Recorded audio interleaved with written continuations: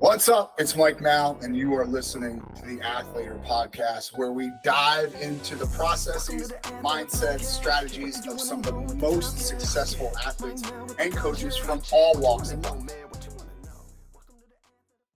Athletor Podcast coming at you. Gabe Arnold from Iowa is talking to us today, and Gabe goes through his early life in the sport and how he made a decision early on that he was going to pour 100% of himself into this sport. We also talk about mental health issues in the sport of wrestling and how it either equips you or ill-equips you to deal with those mental health problems. And his sponsors might be mad at his favorite wrestling shoe of all time, but I don't think he cares too much. All that and more. Athletor Podcast coming at you. Stay there.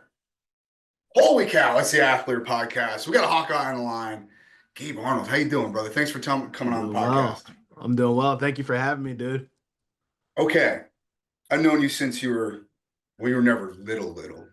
Yeah. But you were smaller.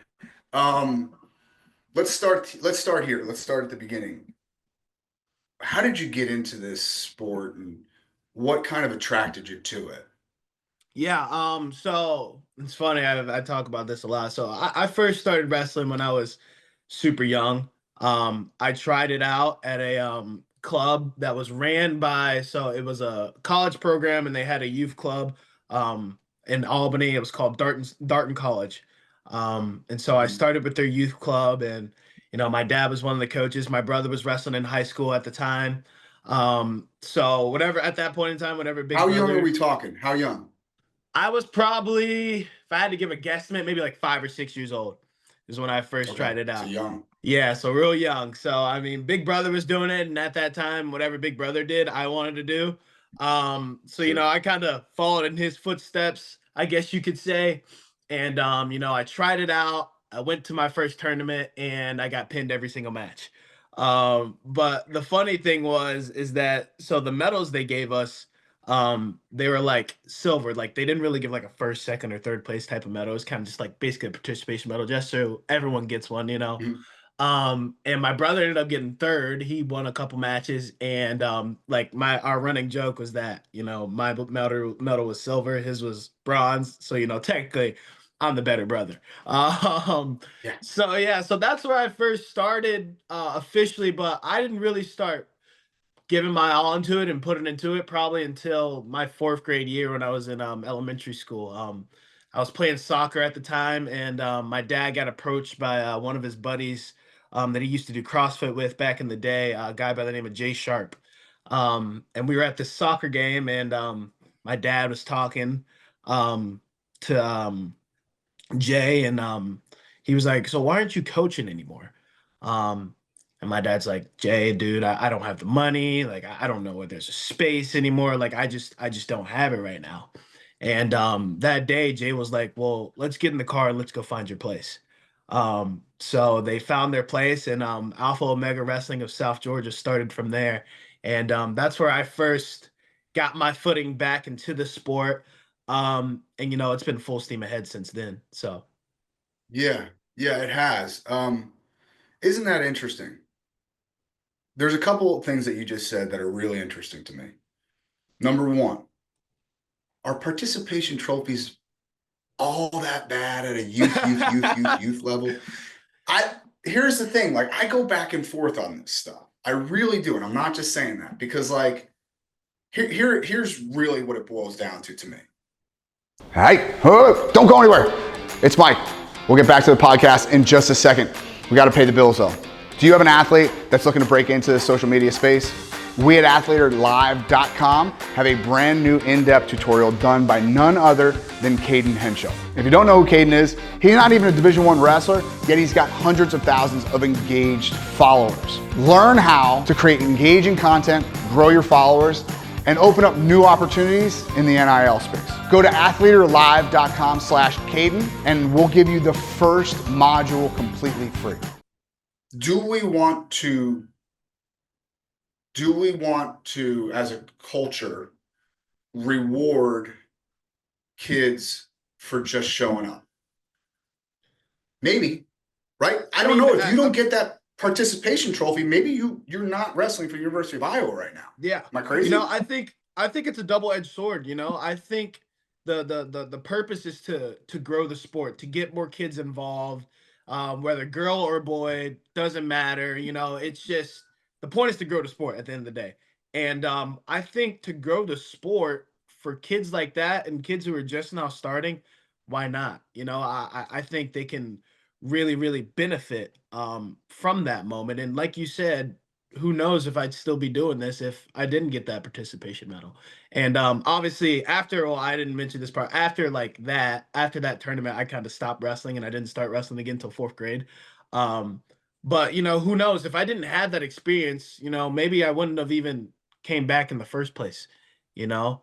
So that it is an interesting thing. And like I said, it is a double-edged sword. Do you want to reward kids for just showing up, but I think it's important, because we want to grow the sport. We want this to be on mainstream level and on the big TV at the bar at night. So I think it's a double-edged sword, but I think it's important. Yeah, no, it definitely is. So the other thing that you said that's really interesting to me, and I'd love to hear you expound upon this. Your dad didn't have money to coach. It costs us money to coach. That's wild to me. Like Joel Shaw and I have put together a fundraising course just trying to help club coaches stay in the black. Like just don't be in the red. Like that's Yeah. crazy that like we have to like, and it's not like a little bit of money. Like I get it. If you want to coach, T-ball or something like that, you got to give up a Saturday here, a Wednesday here. That's different. If you want to do this at the level that most kids want to do this, you have to give up thousands upon thousands of dollars just to stay current, right? Yeah. Talk a little bit about that, man. Yeah, I'm thankful that my dad was a guy by that Jay was able to support my dad and really like get this dream going. You know what I mean? And it wasn't just him; it was Jay Sharp, Kelly Smyrda, Paul Smyrda, bunch of other people. A guy by the name of Neil. There's a lot of people that went into making Alpha Omega Wrestling of South Georgia a real thing, even a freaking thought in anyone's mind. And they funded everything, and there was a point in time where that they ran the club. It was under an LLC, and at one point all of them came together and said, Phil, this gym is now yours. You know what I mean? And at that point everything was coming out of my dad's pocket. My dad was paying for Yeah. singlets for kids who didn't have the money for them, paying for their tournament fees, everything, because some of these kids that we had in the club, they just didn't have the financial means to really do those things and even go to tournaments in freaking Valdosta, Georgia, which were 45 minutes away from us. So I think that's it sucks, that there's really no money in the coaching side of things, and at the end of the day, at some point in time, money's going to start coming out of your own pocket just to keep the gym up and running, to keep the lights on and the water going. But for what we did, the some of the kids that we had, they were in broken families. They were on the streets. They were doing things they had no business doing at 15, 16, 17 years old. And my dad brought those guys in, and you know, some of them he changed their lives. You know what I mean? All some For of those sure. kids, all they needed was just someone to support them.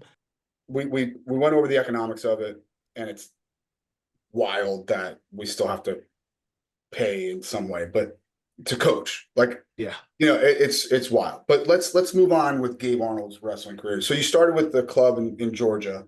Mhm. I know you wrestled a little bit with those Minion Cats. You traveled a little bit with them, and then to Sem. Is that correct? Yep. So how did that go? Like, what was that? That's kind of a big step, right? Like going from Georgia to PA. It's a big step for a high school kid. It's a huge step, and especially from a kid who I'm not used to being away from mom and dad. I mean, I grew up in freaking small town Georgia, dude. Like I'm not, being able to do that is just completely unheard of from kids of where I'm from, Right. and so we took the move from Albany to Kennesaw first, to my dad got a new job opportunity, and we moved out there, and it worked out perfectly because then I got to train at Level Up with Donovan Pannone, and got to hang out with Terry and be around him and have him as one of my greatest mentors, and be around Coach Charlie Morris and a lot of other people that I was around to really boost my wrestling. So we made that move there, and then seventh, eighth grade came around, and the time to start thinking about high school was now, and it was thinking about where do we go? Do we keep them in Georgia? Do we go and look at other schools out of the state? And so I think it was around my seventh or eighth grade year. I think Green reached out to my dad and was like, "Hey, like we'd love to get your kid out here on a visit." And at that point in time, visit for high school, we were like, "What the hell is going on? Like, Yeah, yeah, yeah. What is that? who the hell does that?" And turns out it's actually a super common thing. When you start to get to a certain level of wrestling or Mhm. whatever sport you're in, you go and visit schools for high school. We never knew about that. So like I said, seventh, eighth grade year, Green reached out, and the ball started rolling from there, but it wasn't sim next question all the way. We looked at some schools in state, Woodward Academy, Woodland, where all those freaking hammers went, Jackson Smith, McCrary, Henson, Cole Mhm. Cochran, all those guys went there, Rosati brothers. There's a lot of rich wrestling history for Georgia at Woodland. I Yes. mean, honestly, not for Georgia at all. I mean, Caleb Henson's a freaking national champ. Jackson Right. Smith has freaking ranked wins all up and down the Yeah. line of guys that, Yeah. I mean, guys like who are here now, Jacob Warner, for instance, 5-time All-American, completely unheard of. Right. So there's wrestling history there. We visited there. I visited the Baylor School up in Chattanooga, Tennessee, Northfield Mount Herman in Massachusetts, and then Sim, of course. Um, we visited all those schools, and it's funny because when we visited Sim, there's actually a big, huge blizzard going on at the time. So like we didn't even classes weren't going on. We didn't really visit classes. All the other schools we visited classes. I was with the host and all that. But we went to the school, and we just sat and talked with Green for a couple hours, and that pretty much solidified where I was gonna be for the next 4 years, 3-4 years of my life. And it was a huge, huge, huge step for my family and I, for them, for my mom, sending her 14-year-old kid away is just like I talked about earlier. It's completely unheard of from where she's from, where I'm from. Sure. She's used to having her baby boy at home in the nest, and now I'm thousands and thousands of miles away. Not thousands, I'm sure it's like a few hundreds, probably I don't know what the distance is, but it's a good ways away for a family like us that's been so tight knit, and we've always been there with each other. I don't think there's ever been a time that I was at least more than 3 days away from my mom or dad. Right. And now they're sending their boy away to be away from them for months upon months, and that was just it was crazy. I remember when they dropped me off, we were all freaking in tears and freaking shambles, dude. Because I mean, it was a big step. I'm leaving my Yeah. parents, and they're dropping off one of the biggest pieces of their heart, away for him to chase his dreams. So it was not an easy decision, and it was not an easy step to make. But my parents and I knew that for me to be what I wanted to be and accomplish what I wanted to accomplish, that was the sacrifice that had to be made. So But what was so okay? I think that's always the overarching sentiment, right? Like we moved to Southern California so my son could wrestle at a decent high school. But what does that look like when you get to campus at SEM? Was there a big adjustment factor? Was there, were you terribly homesick? What was the yeah, deal I there? was awfully homesick. And I mean, dude, you got to think. I mean, I was staying in dorms there. I was basically living on my own at 14 years old. I barely knew my left from my right. I could barely spell my name half the time. So it was like a complete culture change. I'm in the middle of freaking bum hell nowhere, Pennsylvania, Kingston, Pennsylvania, and I'm just like, my mind's blown. It was something just completely brand new to me. I had to learn how to do my homework by myself. I had to learn how to do my laundry by myself, clean my room, like things that at 14 you don't really want to think about because you always got mom there. But I got forced to grow up a little quicker than I had expected, which isn't always a bad thing. But it was different, and the training was different. I mean, we got on the mat a little bit when I first got there, but when we first got there was like preseason and stuff. I had to actually run, and I was just like, what the hell is going on?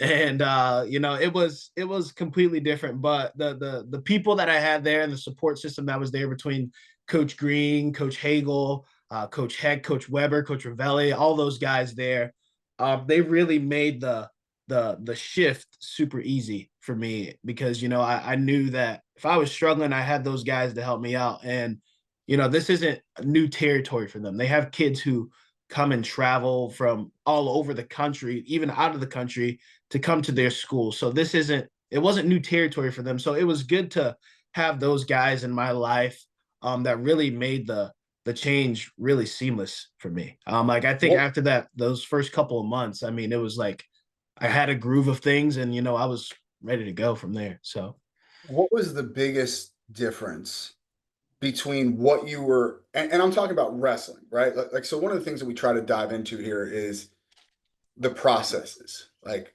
I love I've been up close and personal with your pre-match routine in college.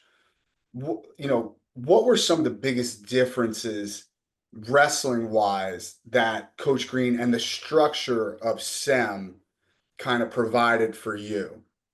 um, man, it was just different. I mean, the wrestling side of things was obviously focused on a lot, but in the room, man, we were doing backflips, tumbling. I mean, we were just being athletes more than anything. And I think my athletic ability and wrestling ability both jumped levels above what it was before.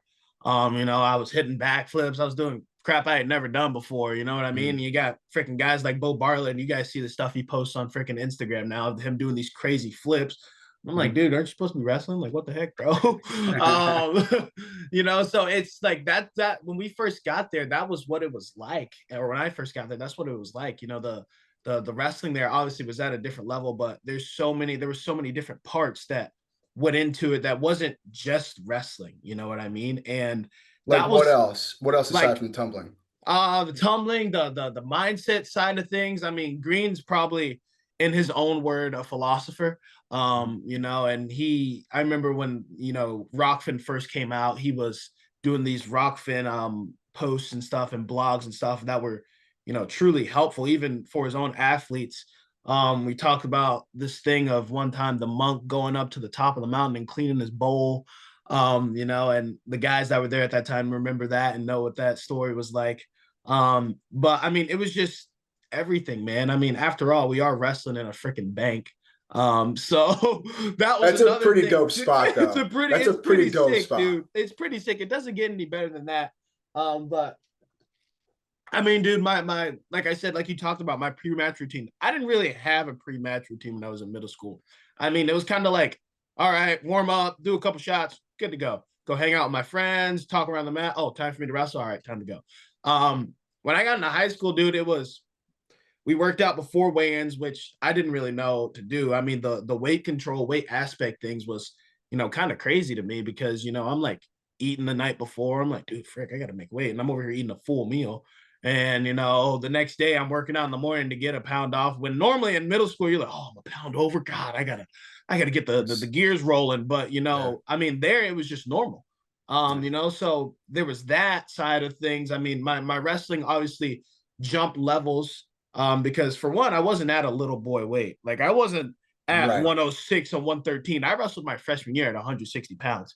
And I was wrestling freaking murderers at my first tournament. I mean, my freaking quarterfinals match was against Patty Gallagher, who at Right. that time, Patty was a freaking he was a force to be reckoned with in high school. The dude was a freaking hammer. He could hit a And no freaking knee. slouch at Ohio State either. Oh, Like absolutely, he's still absolutely great. not, absolutely not. He's doing a dang good thing there, and Yeah. dude had a freaking knee pull that absolutely nobody could stop, including me, actually. So it was different, but man, it was fun because it was something new for me, and it was a new challenge to go out there and discover. And I'm all about challenges, whether it be on the mat or off the mat, but it was fun, man. Green had a good way of making things fun. What, So where does that come from though? Because like there are a lot of kids, a lot that struggle with things that are new. And I don't know that you can just flip a switch and tell them, no, new is good. yeah. New is a positive thing. Whether it's good, bad, and different, it's going new is always going to wind up being good because things change. And so how do you where did that come from in your life that you kind of embrace those new things, those new challenges? I mean, I think ever since I started wrestling 110% when I was in fourth grade, I mean, the sport requires change. It requires evolution. You know what I mean? And, whether that be, learning a new move or learning how to set up a shot a different way, it didn't really matter. The sport forces you to be better, to change. And to be great at this, you have to embrace that a little bit, and you got to be a little sick and wired differently. And people talk about that a lot. They like give this like cliche like thing and like, oh, you got to be wired differently and love the struggle and all that. And I'm like, I don't know how much of that is, but it's just about loving the change, learning the new things, not being afraid to embrace the different things that this sport will require you to make to be the absolute best. Um, and so that was something that I wanted to do. I knew I wanted to be great. I know I want to be at the absolute tip top that this sport has to offer. The Did absolute someone explain that to you though? Like it's like so you can't just as a fourth grader, you can't just know, right? no. Like you can't just know, like, all right, I know as a fourth grader that I'm supposed to embrace these challenges. Where did No. it come from? I mean, I think more than anything, it was just my dad, dude. And my dad did a great job of just letting me be me. He wasn't one of those dads that was like, dude, you got to cut down to 110 so we can beat this kid and you can win the national title of titles of champions. And, it was never about that, man. It was just about wrestling and being the absolute best I could be. And, he kind of gave me free reign in that aspect, and I'm so glad he did because I was like up late at night watching freaking Sergey Beloglazov in fourth grade.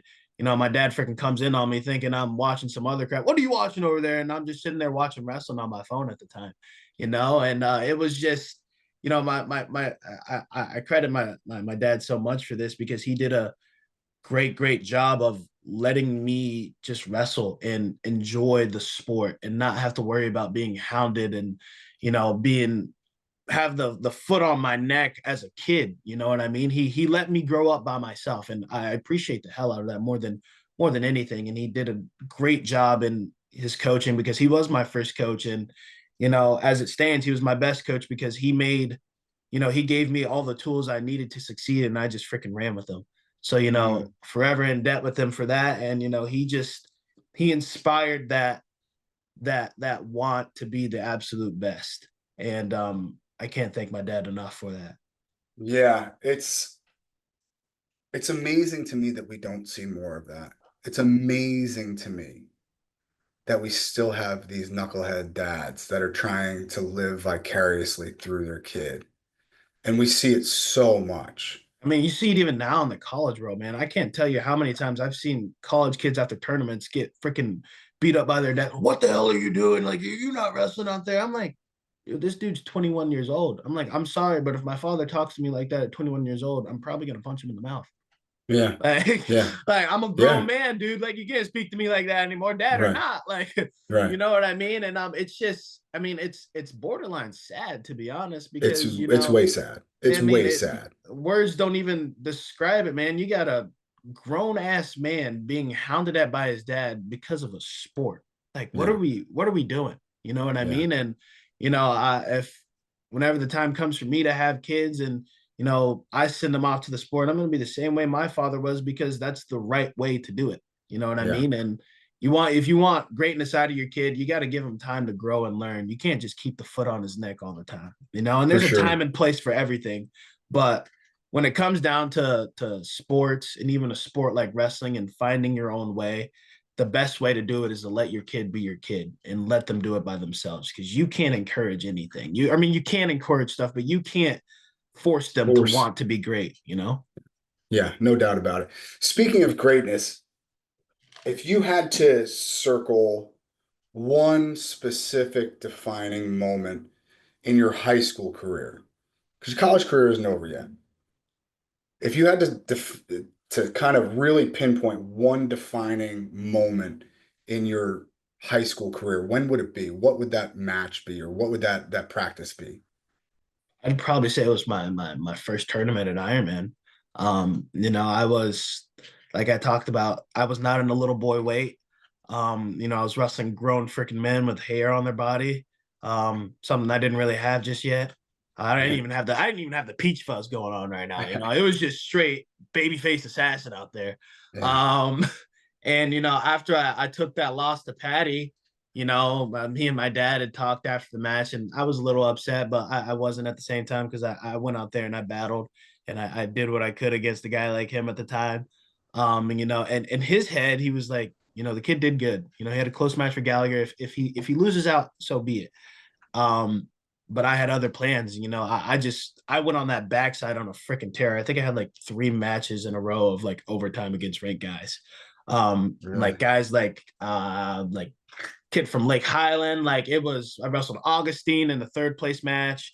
I beat Kovacs, AJ Kovacs, that Conci semis match, which everyone was like, oh my God. Like at the time, Kovacs was coming off like a faux nationals, pretty good faux nationals, where he beat some pretty good guys, and he was slick as all get out. I just went out there and took him to him as a 14-year-old kid. So that tournament really opened my eyes, and I was like, hey dude, like I can do this. Like I can compete with these guys. And like I said, from there it was full steam ahead, and I had the confidence already. I came into sim thinking that I was going to be the guy, and I had to beat a guy out for it. And I didn't go there just to be the water boy and support the guys there. And obviously there's nothing wrong with that. There's guys on teams that's their goal and they're okay with that. But I wasn't one of those guys. I wanted to be that guy, and I wanted to go out there and compete hard, and you know do what Sim was known for at that time, and that's just to be dominant and win big matches. And that's what I went out there and did. So that tournament really Yeah. just started that for me. It's interesting too, because that tournament is a defining moment for a lot of young wrestlers. Talk me through, and it's fairly early in the season, right? Your freshman year, you're moving from Georgia to Wilkes-Barre. Mhm. You now get on a bus and you go to the middle of nowhere, Ohio. There's You got to worry about weight. You got to worry about small mats. You got to worry about a crowded gym with no space to warm up. You got to worry about all these different things. Walk me through that process, man. Because like just getting on the bus for the first time is like a what are we doing? My dad usually drives me to these things, like.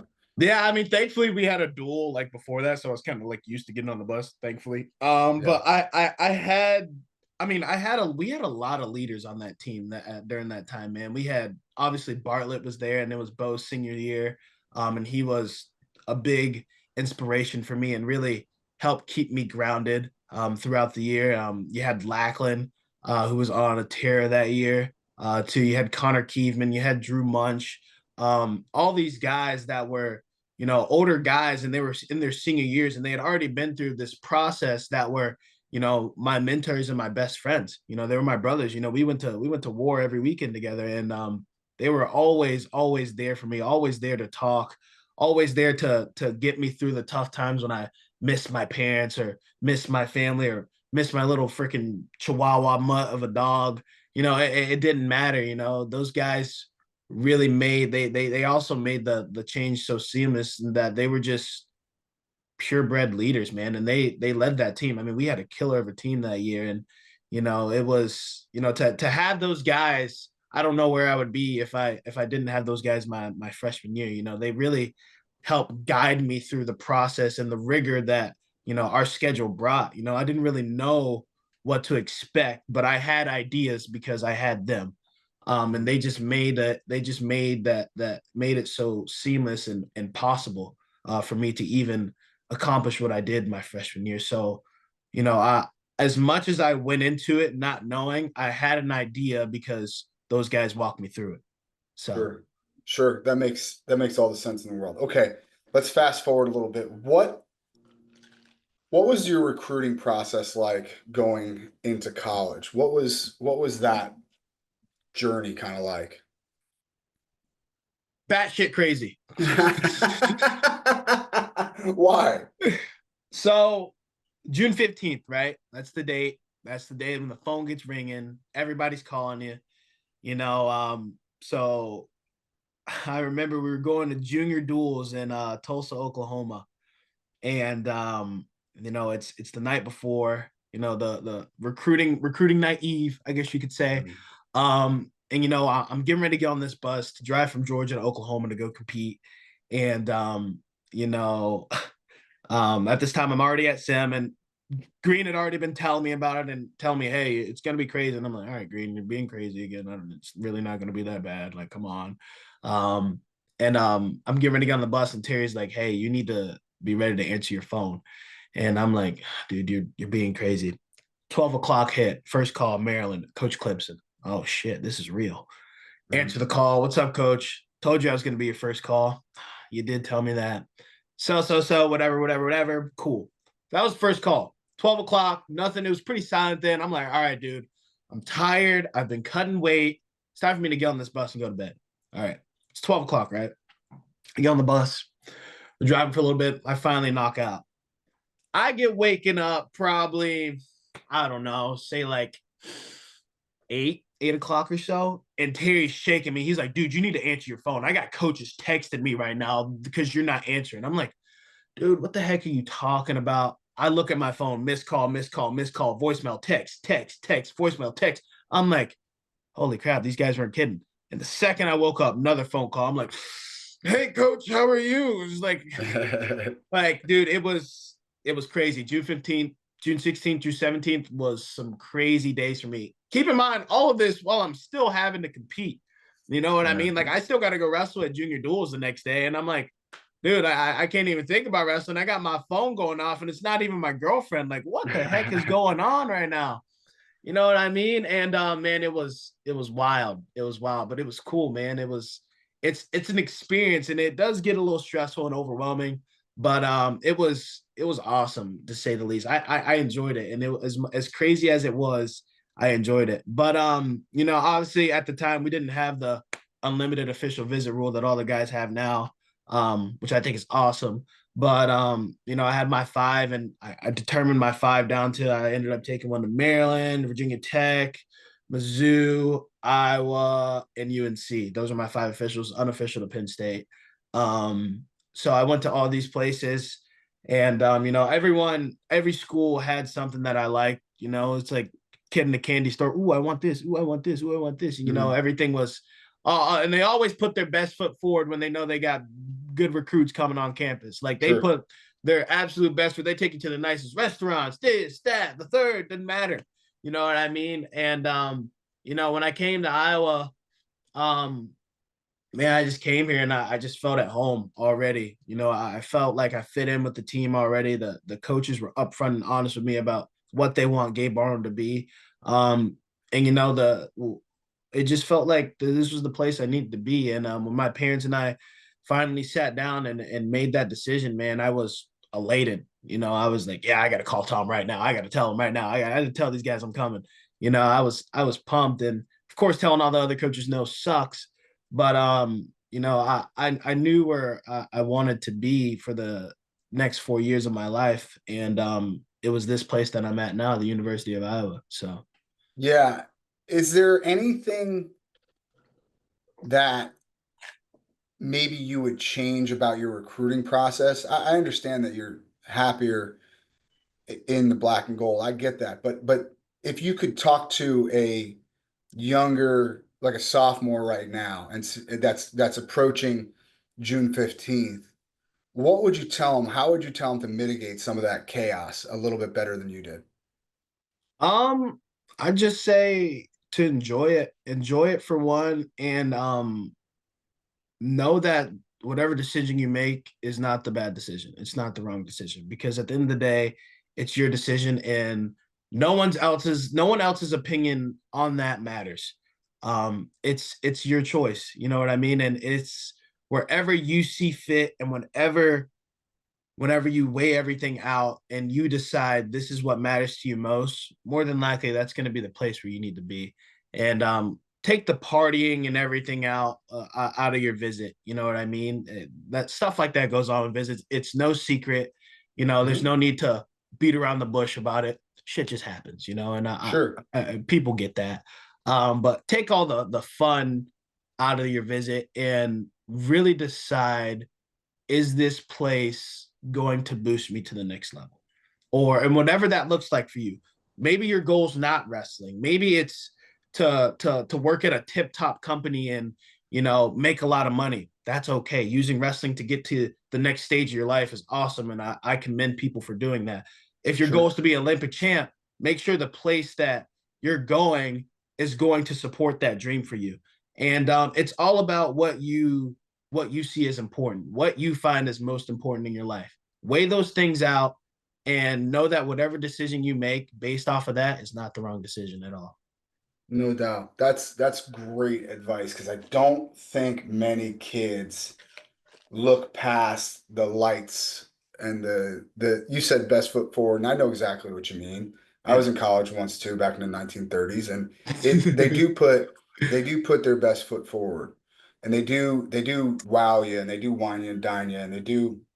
But if you can get past that and just recognize exactly what you want as an athlete and as a person, it kind of like the decision almost makes itself. Really, it Absolutely. it, it It really really does. does. It really does. I mean, once you, excuse my language, but once you push back past all the bullshit, Yeah, and that's what these visits are about. You go on these visits to get past the bullshit, to really see what these coaches, what this team is really about. Once you push all that other stuff to the side, like you said, the fine whining and dining and all that fun stuff, once you push it over and you really focus on what the program is about, like you said, the decision makes itself, and it's pretty easy after that. When you know, you know. It's like when you find the girl and you're like, oh yeah, she's the one. You know what I mean? sure. When you know, you know. Yeah, no, I couldn't agree with you more, man. All right, so let's talk about your college career now. And by the way, a little bit of a big duel coming up this weekend. Pretty Yeah, psyched about we that. got a little, just a little bit, just a little. Just to talk to me about Oklahoma State, Iowa, man. Man, Like, it's what gonna is be that? electric. It's gonna be Well, electric. well, let's talk about the history first, right? All Like, right, let's talk there about it. is 50 years of history that goes along with Iowa versus Oklahoma State. I mean, it goes back to Gable and C and Smith and Brands, and now David Taylor's in the mix. And there's just this enormity of this rivalry, and I love that they wrestle each other every year. I love it. It makes my heart happy, and it gives me hope that we can someday, as a sport, embrace these rivalries more. But that said, do you feel the weight, and how does that metastasize in the Iowa wrestling room? I think one thing that Tom does a really good job at is putting things in perspective. And of course they wanna win. TNT wanna win. Morningstar wants to win. Telford wants to win. We all want to win this freaking duel. But it's the biggest duel because it's the next one. And there's no other reason besides that. Sure, there's history, there's Taylor's the new coach. You got Gilman as the assistant who's coming back. There's all these storylines that you can really buy into, but why not buy into it being the biggest duel because it's the next one? Why not? And that's why that's something that Tom does a great job at is, with all these duels, he puts things into perspective because it's the big one, because it's the next one. Hey, we're going to Luther. This is a big tournament. Why? Because this is the next thing on the calendar. All right. Well, it's the Luther Invitational, coach. No, that's not what I'm saying. You're not understanding me. It's the big one because it's the next one. And that's something he preaches a lot. And, it does a lot for the athlete to really think about that and to put it in perspective. You know what I mean? And yeah, it does bring a lot of anxiety, sure, about it being this big duel, and so much weight is into it. But at the end of the day, the job's pretty simple. You just got to go out there and compete. And I got a guy that I've have some familiarity with. I wrestled him last year when I was a freshman. And he kind of took it to me a little bit, and I gave him what I could. But I'm just excited to be in my home, for one, and for two, see how much I've grown in my wrestling. And I'm really looking forward to just that. So Okay, so you talked about plot, and I want to talk about Srirachi and that kind of stuff too, because here's the thing. You went at Srirachi a little bit online, and he came back at you, and you wound up not wrestling against Penn State. What, if any, I can't imagine you have a ton of influence, but what, if any, influence do you have over the coaching staff to go, hey, what type of decision was that? What was it talked to you? Did they converse with you at all about not going against Penn State, and have those conversations happen against Oklahoma or for Oklahoma State? yeah, I mean, it's no secret that I wanted the match. And I think anyone who knows me knows I fear no man. I fear no one but my God and my family, and that's about it. It's funny because people think that it was my decision not to wrestle him. I fear absolutely nobody, and I'm gonna go out there and punch whoever is in the mouth for 7 minutes straight or longer. Doesn't really matter to me. So I'm gonna say that first, Mm-hmm. because people get it twisted a little bit, and they don't really know who I am, and that's fine. They don't really have to. But the people who know me the best know I wanted that match. And Tom said it in his interview, that I wasn't happy with the decision. I didn't know about the decision until we were there. I had no clue. And so it's funny how things get misportrayed, and you know, people think they know things that they just have absolutely zero idea about. It's easy to do what everyone else on Twitter and Instagram and who are at the duel get to do. You guys get to sit in the cheapest seats of the whole freaking venue. Um, the crap that I do, that my team does, that all these other teams do on a weekend, on a daily basis, it ain't easy. It ain't for the light of heart either. And they couldn't survive a day in our shoes. I can guarantee that. So I just wanted to say that, just to put Sure. that out there. And people are probably going to hate me for that too, but I quite honestly could give two cares less. But yeah, it wasn't my decision. And I didn't like it. Tom knows I didn't like it. Me and Tom talked. That's about all that needs to be said. It's Fair enough. water under the bridge now. And I'm gonna get my shot at him, and I know I will. And until then, we'll let the time pass, and we'll see who the best man is. At the end of the day, and that's just all that it comes down to. Sure. So yeah, I mean, yeah, the decision sucked, and you know, you saw how it was, you saw how crazy it was, and obviously I wanted that match more than anything, and I still want it, and I'm gonna get it. Um, but yeah, man, I mean, life happens, and things happen for a reason.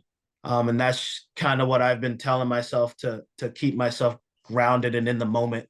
And I want to wrestle the best guys every single day. And I'm gonna get that opportunity. So I'm not worried about it. It's no harm, no foul. It sucked in the moment. Um, these guys have my best interest in mind, and I can fully say that wholeheartedly, because they have gone through hell and back for me to keep me healthy. So yeah, it's no doubt in my mind that these guys care about me. And, I know that I may not like their decisions all the time, and I may not agree with them all the time, but I know that they're looking out for me, and I know they want the absolute best for me, and my goals are their goals. So that's never a doubt or a question in my mind. Beautiful. Okay, let's talk about plot. How have you grown in the last 365 days to the point where you think you can beat plot, especially on your home turf? I mean, a lot of life has happened in 365 days. And it's a it's a new year for one. It's 2025. That's awesome. Um, and why not me? And I think Plot is an absolute great wrestler and a great person. We got an He opportunity is. to share some words after Nationals last year, and we had some good laughs, and he's a great dude.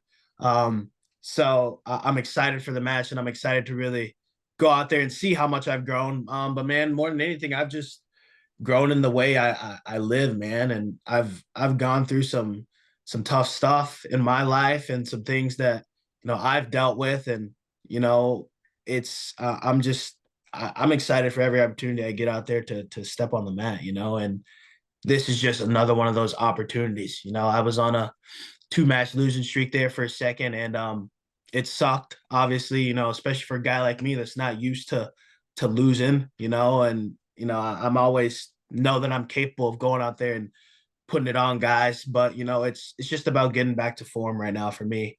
um I had some tough stuff in December that I went through, and a lot of people don't know about, but I'm going to use the platform while I have it. A lot of people don't know about the whole soldier salute thing.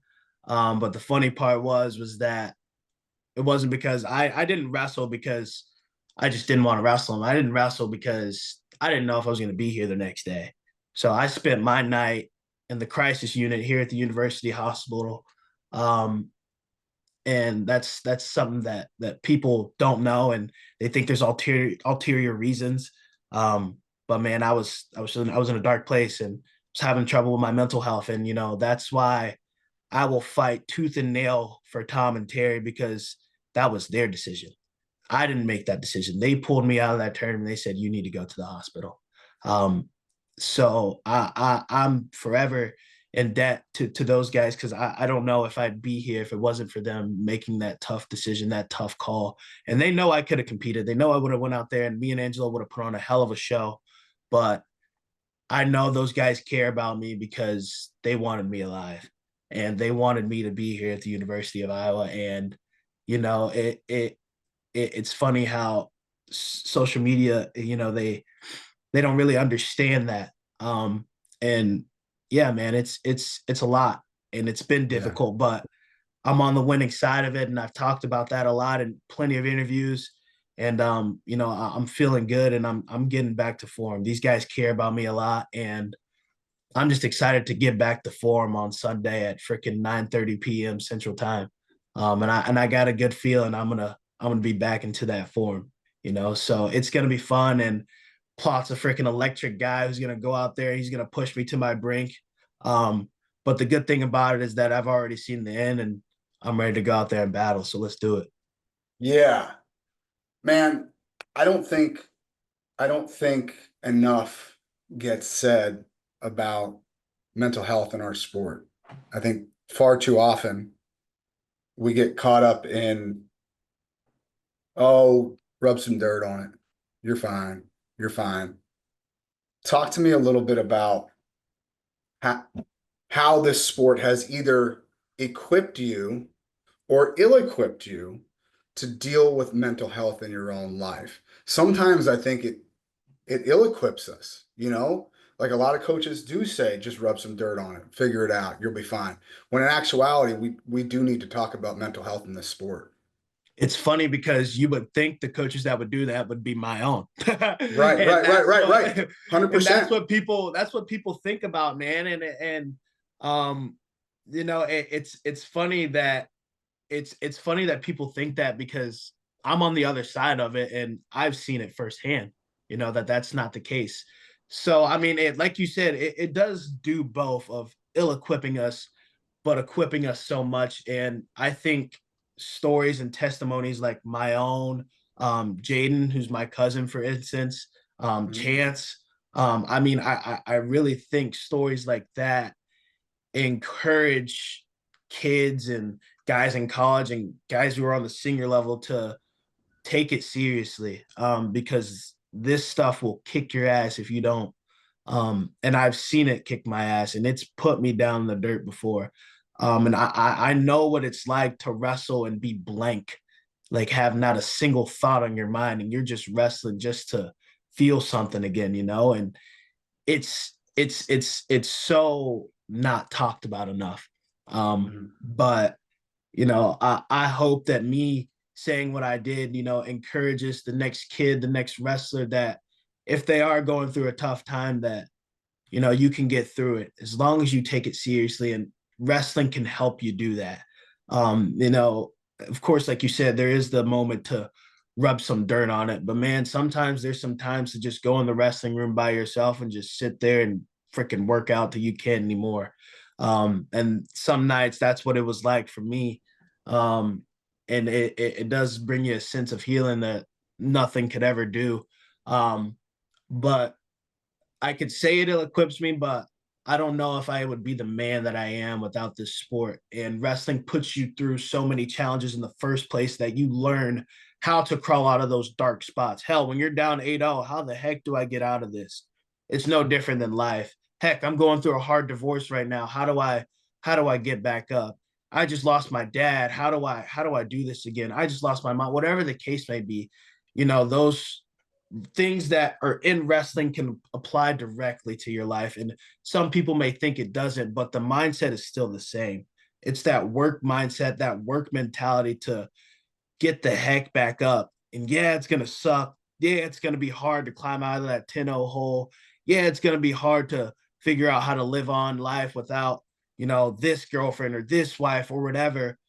But the outcome is going to be the best thing you've ever done. You're going to get your hand raised. You're going to get your hand raised in life. You're going to get your hand raised on the mat, and you're going to be better for it. So, I mean, I think it really does push you to that next level in life and in wrestling. So, Love it. Love it. Joel Shaw, anything else to add before we get to our sprint? Bring it home. Bring it on home, the man says. All right, I've been waiting to hear your answers to these. let's do it. Because I know where we're headed with this, and you and I are of like mind. What is the best wrestling shoe of all time, Gabe Arnold? Oh, you put me on the spot. I'm going to say Nike's going to hate me for this. So hopefully I don't get a compliance letter when I go into the room later today. But we know what it is. Just say it. Adidas fan through and through. Teal Combat Speeds, 1988. Yes. Boom. Yes. The They're best one. Shoe of all time. Honestly, dude, the old school combat line, most comfortable shoe I've worn. Lightest. They fit perfectly. Yep. They're light. Dude, you just can't freaking beat it. Like the freaking Chinese combats. Oh my God. Yeah. Freaking amazing. Best shoe. The combat line in general, dude, if I could wear combat speeds right now, I promise you, I would be wearing combat speeds every single duel. Like the Nebraska guys, dude, I'm like, you guys have no clue how well you have it. I would kill to wear a freaking pair of combat speeds in my duel. I would kill. If I was in Nebraska, I'd be wearing combat speeds every single day. It legitimately would not matter. Yeah. But the combat speed line, man, unbeatable. But hands down, best shoe, Teal 88s. Not even close. Not even close. I'm glad somebody said the quiet part out loud because it's the elephant in the room, dude. And it's the question we can talk about the inflicts, and we can talk. No. Let me stop. Absolutely. It's honestly, dude. I'm gonna say it's not even close. Yeah, I hear you. You can't get a shoe that looks that good, that feels that good. Mm-hmm. Like, come on, dude. Like true story. That pink color, that green color going. Oh man, it's freaking unbeatable. And I'm sorry to Spartan, but please do not try to emulate that color again. Just let it die. Let it die with the 88s. Yeah. Let it die with the 88s, okay? There's a reason why everyone wants that shoe. I got a pair sitting at home in my parents' house. So if anyone wants them after you watch this podcast, come get at me and let's get it going. But yeah, dude, like my dream is like probably like whenever I get into my like just senior level route. I mean, I would absolutely kill to be an Adidas athlete, dude. I'd love it. That'd be so sick, man. And I think we talked about it before. Yeah, we I have. hope they're We talked listening. about it. Yeah, we Oh, talked yeah. about it when we were in Missouri. But yeah, I Yeah. hope they're listening. Fingers crossed. All right, let's move along here, brother. Is there a book recommendation that you could tell us, especially, and you know, I kind of want to keep it on the mental health side of things. Is there a book recommendation that you could give a kid that's maybe struggling a little bit, and like kind of give them something to read that would help them? I'll grab it for you real quick, actually. So this is probably you're probably gonna think this is a little biased. Right. But we got a guy in the program by the name of Bob Chiasano. And he's just recently began to be one of my mentors and is really helping me get to this spot in my life. And he wrote this book. It's called Mediocrity is Not an Option, and making a personal commitment to get your professional life on target. And it's more than that. I'm probably a little bit over halfway into the book. And man, some of the stuff that this guy went through and was able to get out of, it's crazy. So I would definitely recommend it. I know I may think like I'm being a little biased right now, but I will put out on the record, I don't read a lot, and I've been reading this book and I have not been able to put it down. It's that good. It's that personable.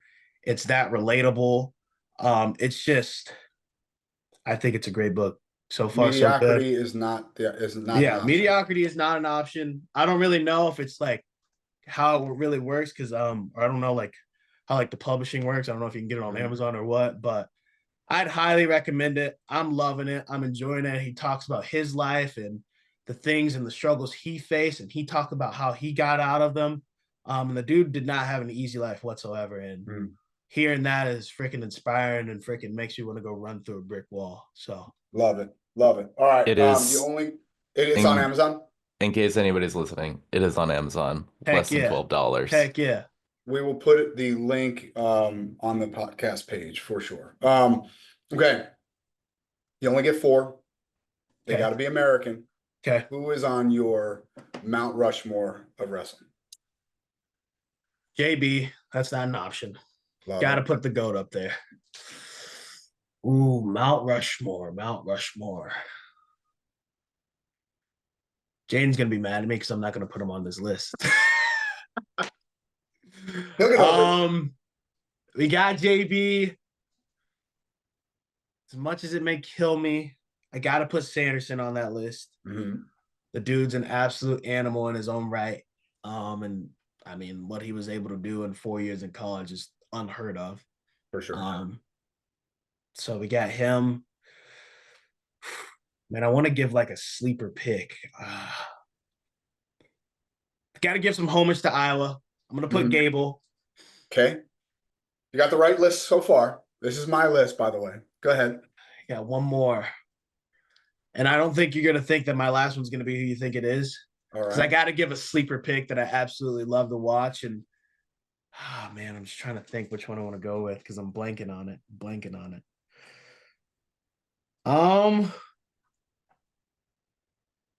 Give me Henry Cejudo. Wow, I like that one. Very unconventional. Very unconventional. That's a great pick. Is that Henry's first time on the list, Joel? Second one, Andrew Liritz also had him on his Mount Rushmore. Okay. I mean, dude, if you watch his wrestling, dude, that year he won. Unreal. Unreal. 08 was unfreaking real. Unbelievable. The way he dropped levels, it was unreal. And it's crazy because, you know what? I mean, a lot of these light guys that have been here, their same mentor will say the same guy, Terry freaking Brands. Yeah. You know, and the dude is a wizard. I mean, you're seeing Joey Cruz do it right now, honestly. Sure. I mean, the dude jumped levels from last year to now, and there's no way anyone can say otherwise. Right. I mean, it's evident that the dude has gone from being like one of those average wrestlers, and he's coming up to the top. There's no way in hell anyone would have said last year that Joey would be having the year that he's having right now. And I'm not going to just say, oh, it's all because of Terry. Obviously, it's because of the whole program that we have, but Terry puts a lot of work into that guy, and the dude's freaking lights out. Corey Clark will say the same thing. Spencer will say the same thing. Sure. Gilman would probably say the same thing. I don't know how much he likes to say good about Iowa nowadays. But yeah, man, I think that's my Mount Rushmore. JB, Sanderson, Gable, Henry Cejudo. Sleeper pick. Got to go with it. Love it. Okay, last one. You get a magic wand. You get to change one thing about the sport of wrestling, and it changes tomorrow. What would that thing be?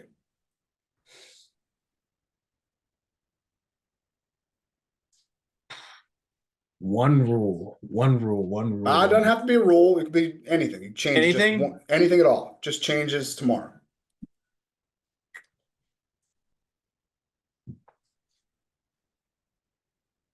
Let's get rid of reaction time. Yeah. Is it a takedown or is it not? I love it. That's a great. Let's get rid of reaction time. Does his hand go down or not? It's so crazy because you can say that, but like, man, a takedown's a takedown. Let's be real here. We know like, what a takedown looks like. People would get mad when like the hand would come off the mat. I'm like, dude, big deal.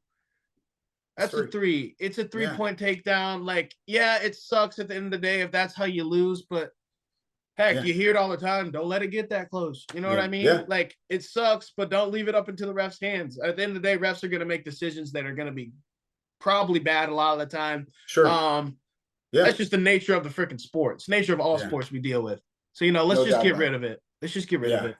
It takes up too much time on replays. It takes too up much too much time. It's nonsense. And dude, and I guarantee NCAAs and Big Tens is going to be an absolute crap show because of it. Yeah. Especially NCAAs. NCAAs is going to be awful about it. We're going to be doing reviews every other match. Guaranteed. 100%. And I'm not looking forward to it at all. I know. I hear you. Gabe Arnold, thank you. Thank you so much for being honest. Thank you so much for coming on and opening up, man. I truly appreciate you. And thank you again for your time. Hey, thank you guys for having me. I enjoyed it. All right, brother. I'll talk to you soon. Yes, sir. Sounds good. Later, bro. Later. Wait. Don't go anywhere before you hit that next button. If you enjoyed listening to this episode, do us a huge favor. Click that subscribe button. And if you're so inclined, leave a review and share it.